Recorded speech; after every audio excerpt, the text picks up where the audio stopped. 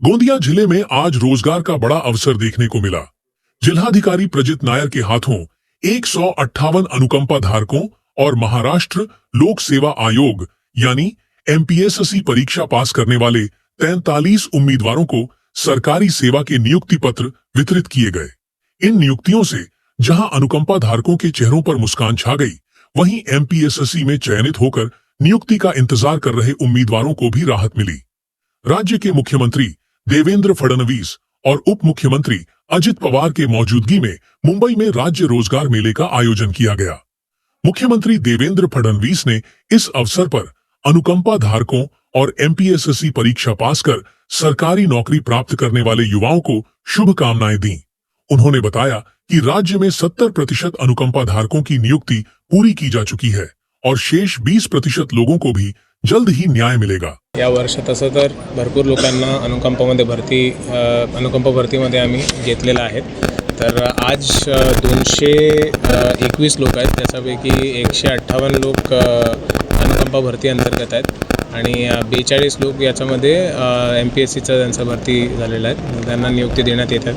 आणि या कार्यक्रम घेण्याचा अगोदर जिल्हा परिषदेने त्यांच्या माध्यमातून ऑलमोस्ट 135 लोकांना मार्च 2025 मध्ये 135 लोकांना त्यांनी अनुकंपा भरतीमध्ये घेतला होता। कुठल्या विभागामध्ये नियुक्ती देण्यात येते? सर्व विभागामध्ये याच्यामध्ये नगर परिषद आहे, पोलीस विभाग आहे, जिल्हा परिषद आहे, राज्य शासनाचा वेगवेगळ्या विभाग आहेत। माझ्या पतीचे 4 वर्ष अगोदर निधन झाले आणि त्या अनुषंगाने मी नोकरीसाठी खूप प्रयत्न केले। 4 वर्षापासून तर मी महाराष्ट्र सरकारचे आभार मानते की त्यांनी मला 4 वर्षानंतर नियुक्ती दिली आहे, त्यांचे मी खूप आभार मानते। महाराष्ट्र लोकसेवा आयोगामार्फत घेण्यात आलेल्या एमपीएससी गट क परीक्षेमध्ये माझी महसूल सहाय्यक तहसील कार्यालय सालेकसा या ठिकाणी नियुक्ती करण्यात आली आहे।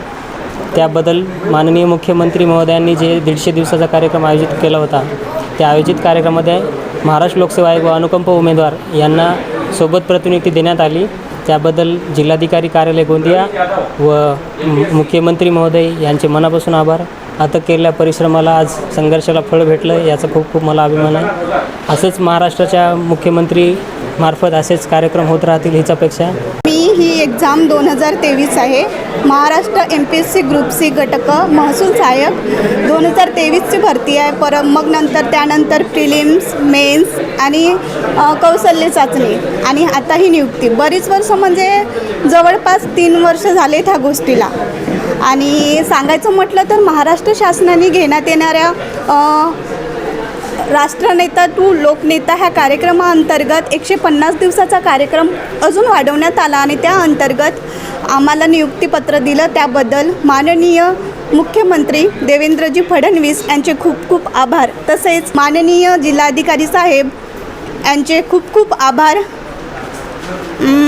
सांगायचं म्हटलं तर स्पर्धा परीक्षा ही एक कॉम्पिटिशन असते। स्पर्धेमध्ये ती स्पर्धाच असते। शेवटी कुणाला तरी यावं लागते, कुणाला तरी जावं लागते आणि प्रत्येकाचा तो दिवस येतो आणि त्या दिवसाची वाट फक्त पाहण्यासाठी आपल्याला थांबावं लागते आणि त्याच विलंबाने आम्ही इथपर्यंत पोहोचलो।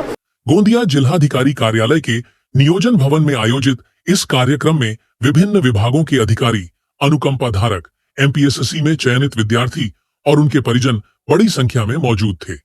नियुक्ति पत्र पाकर सभी ने सरकार के प्रति आभार व्यक्त किया और ईमानदारी से सेवा देने का संकल्प लिया।